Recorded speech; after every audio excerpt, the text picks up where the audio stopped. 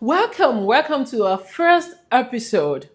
If you're that kind of person that is inquisitive, want to know more about Bible, this place is for you because I really want to hear from you. I want to know what you think about a particular character and possibly invite you to this show.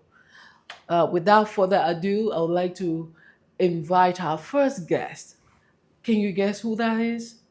You guessed right. My honorable husband, Femi Olugbemiro. Welcome. Hello. Thank you. How are you? I'm good. How are you? I'm good. How was the drive? Was it difficult for you to get here? No, it wasn't. It wasn't. Oh, thank you. So today we're going to be talking about Samson from the book of Judges. And we want to talk about his beginning, his mission, his character and his legacy. So that's what we're going to be. So welcome in. All right. So Femi, it's good to have you here. Thank you. Thank you for saying yes to this. The first thing I want to talk about is about Samson's birth. I find it interesting how the angel visited the wife, not the first visit, but the second one.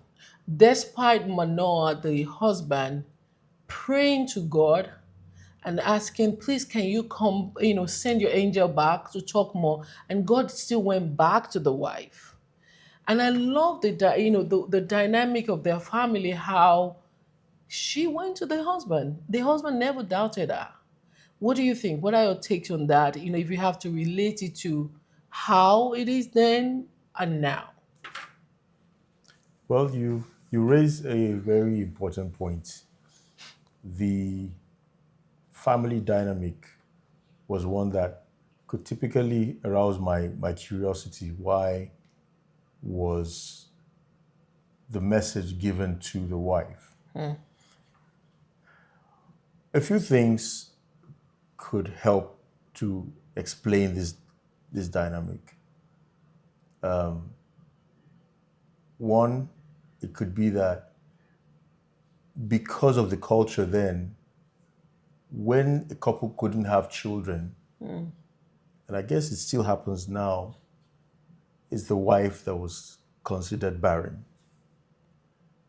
Modern science at the time you wouldn't have determined that it was the man who had the problem.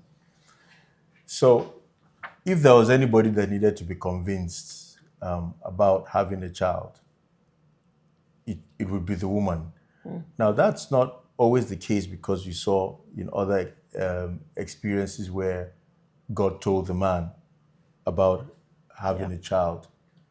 However, when you look at the conversation between the man and the wife, Manoah and his wife, the moment she told him, he believed her. Yeah. Funny then. So it seems to me that she was the one that needed to be convinced about having a baby. And that's why God came to her first. That, Again, oh yeah. that could be subject to debate, I but know. that's just my perception. But the beauty of that dynamic between them was that it didn't matter who got that message. The other person would have cooperated. The husband immediately believed, Never doubted. never doubted. I think that that is something we can bring into our relationships. God doesn't have to speak to the man. Yeah. Yes, the Bible tells us that the man is the priest of the home. However, he doesn't have to be the one to receive the message. Whoever God chooses to use to deliver a message to a family, the other spouse should be willing to accept it Yes. as true and to be able to run with it. Yeah. Thank you so much for that. I love what you said, regarding however God wants to deliver. Because he has created you as husband and wife, God has considered you guys to be one. So thank you really. I never thought about it in that light, but that's really good. Now let's go back to Samson's mission and character. So I didn't say this earlier. Samson is one of a character that I always feel sorry about his story. Just that's the way I feel. I always feel that no, the beginning was so great, but it didn't end well. And like we're saying, that's what we're doing here. Just what I perceive. We are not a scholar, but it's just what is going through our head. Fine. Now, my big question is this: did you think Samson actually fulfill his mission? Because when you read the book of Judges 14, I think, chapter 14, it says his mission is to deliver Israel from the Philistine. That was it. Yeah. But for me, it seems like his personal decision and maybe his pride got in his way. What do you think? Did he fulfill that mission in the head, or did his character flaws keep him from really achieving his mission? Well, the question was, what was the mission, right? The mission was to deliver Israel. Yes. How did we define delivering Israel? Was it in the nature of Moses? The answer would be no, because they were not enslaved like they were in Egypt. So Yeah. there was no bringing them out of slavery. Yes. Okay. They were oppressed, though, right, by the Philistines. And so deliverance would have been a breaking of that oppression. Yes. At the time, the only political leaders they had were also spiritual leaders, the judges. Yeah. Okay, they were not elected. It appeared to be random and arbitrary. However, we do see that it was God that was handpicking those individuals to lead. So when it was Samson's turn, I believe that there was a need for the people at the time, and that Samson was going to fit that need. When you look at his entire story, it doesn't look like the Philistine nation stopped oppressing Israel completely. But I think that at his different interventions, Yeah. he created some kind of relief for the people. Oh. So I think let's talk on that, because when I was studying this passage, what I concluded is whenever Samson did something to the Philistine, for me it was not really him delivering Israelite. It was about him. It was when they did something to him. His pride, if you think about the beginning when he gave them a ridiculous riddle to solve. For me, I felt like that was very arrogant of him to do that. And what did he do? Killed almost 30 people because of that. The other time too about the fox and everything, how he I know at the end of the day, the Philistine of course did felt it, but it wasn't doing it based on, oh, something happened to the Israelite, let me help out with the power God has given me. It was more of, oh, you did something to me. This is what I'm going to do to you because I have the power. What is your take on that? Okay. Well, again, I think I come back to what was the mission. Did he see himself as a political deliverer? Okay. That's one. Two, was the job done? However, Okay. So if it was that, it could be that he was looking for an excuse. Okay. And glad you mentioned the 300 foxes. It appeared to me that it was a good excuse. He needed an excuse to do what he did. Okay? And so the moment he got the excuse, he seized the opportunity. And that act Yeah. must have caused great economic damage to the Philistines.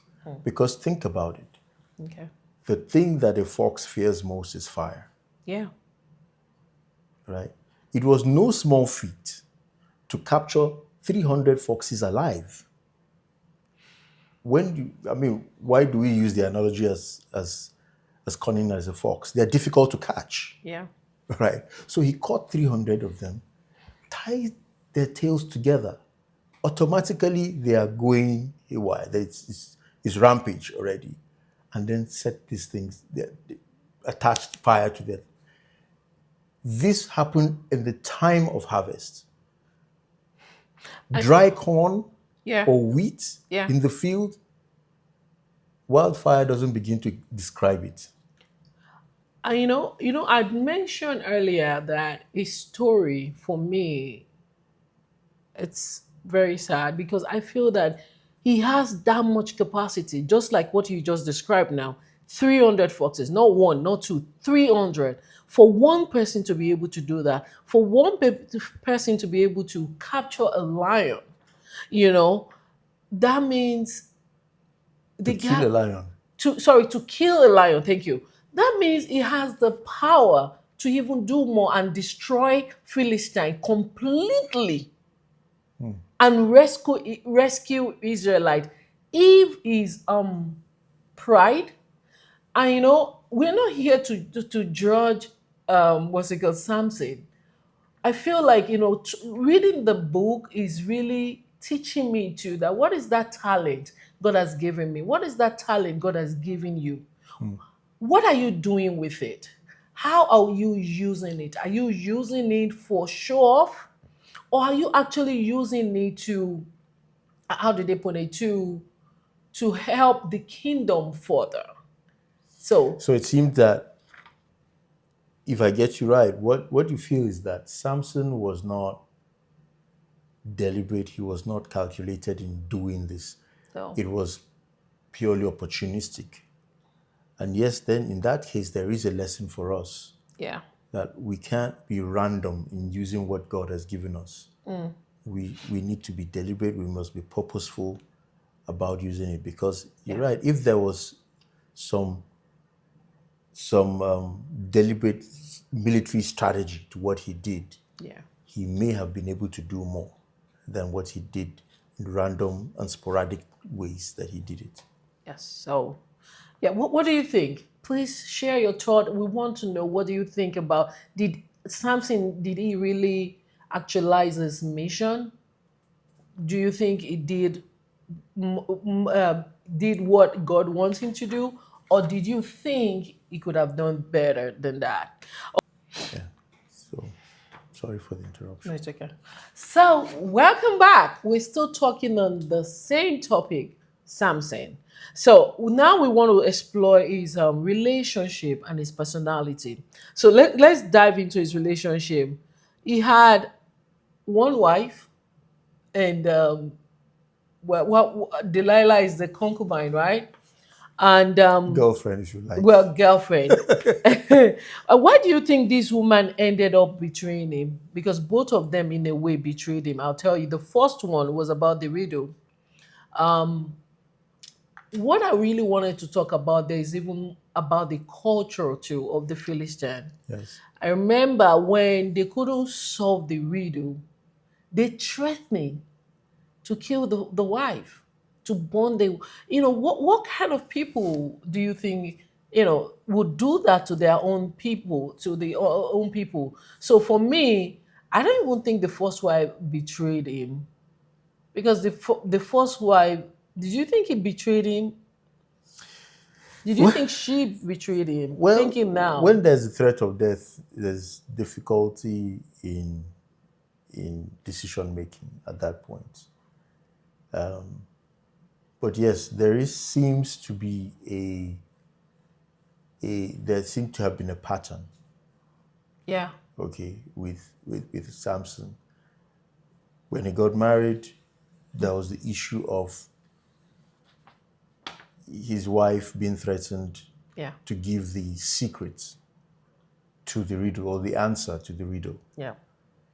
The next time you see him involved with a woman, the city was being surrounded and he was going to be attacked and killed. And then you see Delilah showing up again in his life. Yeah. And we don't know the interval between these times, how many years had passed between, but there seemed indeed to be one, appeared that there was a weakness with Yeah. him where whenever the woman in his life at the time pleaded in a particular way, He's just giving. he would give in to He's just giving. to their plea. Yeah. So, if there's a lesson to be learned from that, as obvious as it appears, like, well, don't get involved with women who are going to make you sin for you men. But again, maybe a bit deeper than just the obvious response is the fact that this man had the benefit, the rare benefit at the time of having the Holy Spirit. Okay? And he didn't use that resource. How do you mean? Okay? We know that because he was dedicated Yeah. to God and with his long hair and all of that, there was a spirit-inspired supernatural ability in him. Yeah. Okay? One which could have been used differently. Right? All right, than he did. All right, so I think that he could have leaned more on that ability. Now, to speak to the culture, yes, there seemed to have been a violent culture where a woman and her family would be threatened to get the results that they wanted. Hell. You saw that with the wife. We saw that with Delilah at first, but then there was also an incentive for Delilah. There was money involved. Sometimes incentives are attractive. Sometimes they push, right? The threat of death is also an incentive, if you like to define it that way. Quick one. If you need a secret about my husband, just let me know. But you have to come with the incentive. I will surely tell you. Well, but you can also threaten her with death. Oh my goodness. If you can't afford it. Oh, wow. Oh my. Wow, that's really that's a good point you raised there. You know, if we have to talk a little bit too about his relationship was when he married the first wife and left the girl literally with her parent for God knows when. Now, that's also one of the puzzles about his story. How do you get married and then leave the person there and go home? And we don't know the time lapse. We don't. But it was a curious situation. It's one of those head scratchers for me every time I read that story. But I think that it could also be God orchestrating everything Yeah. such that now there was an excuse Yeah. to do something. Okay?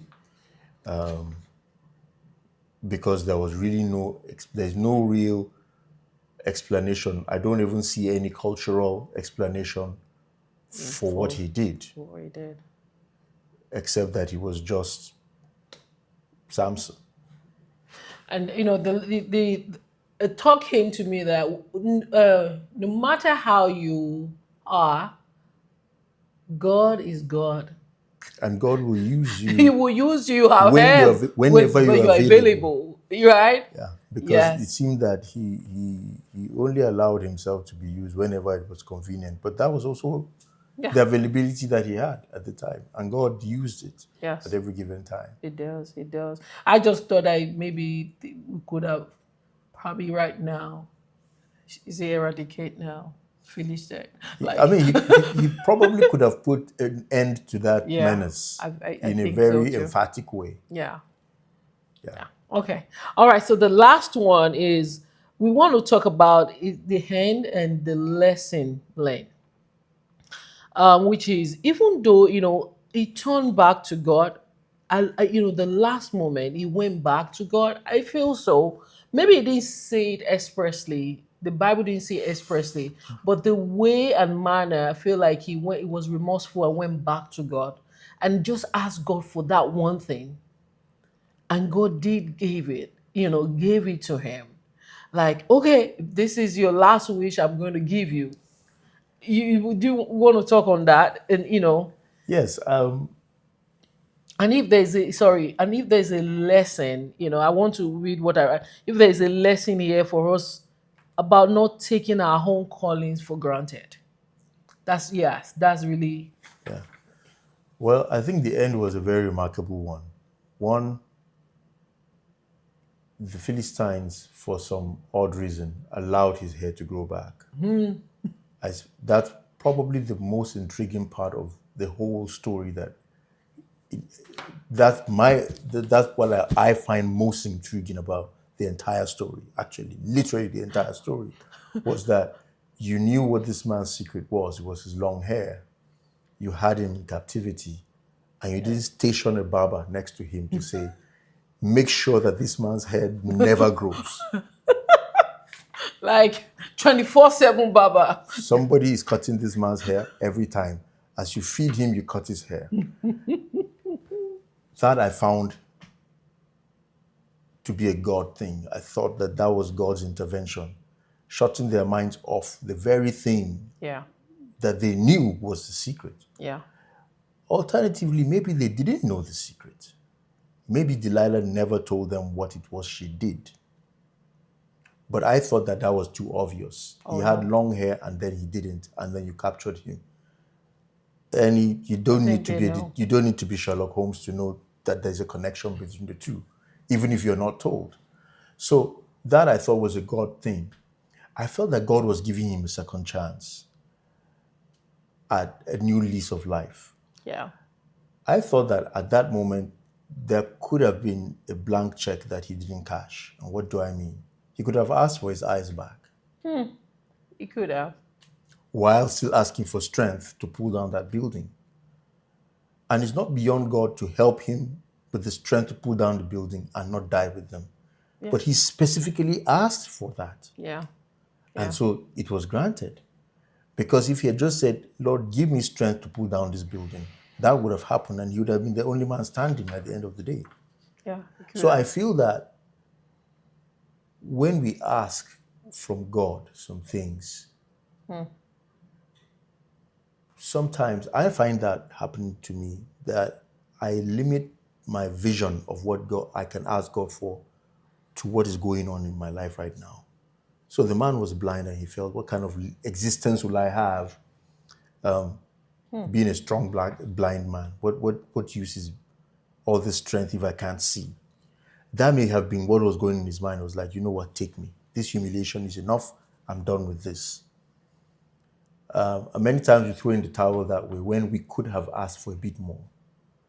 I don't doubt in my mind that if he had asked God for his eyes back, Yeah, he would have gotten those eyes back, same his here. eyesight back. Or if he had said, I want to pull these people down and I want to pull down as many more as I can going forward.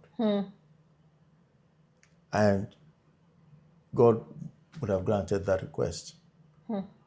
So in asking God for anything, I think my lesson here is don't limit God with your Go big. don't limit God with your requests. He's more than able He's more than able. He said he would do exceedingly above what we can ask for or or even imagine. imagine. Yeah. So why don't you imagine the unimaginable? And I felt like, he went down that was a grand finale. The amount of people that died that day was, the Bible recorded to be more than what he did before then. Yeah, and it was also strategic. All Oh the rulers yeah. were there.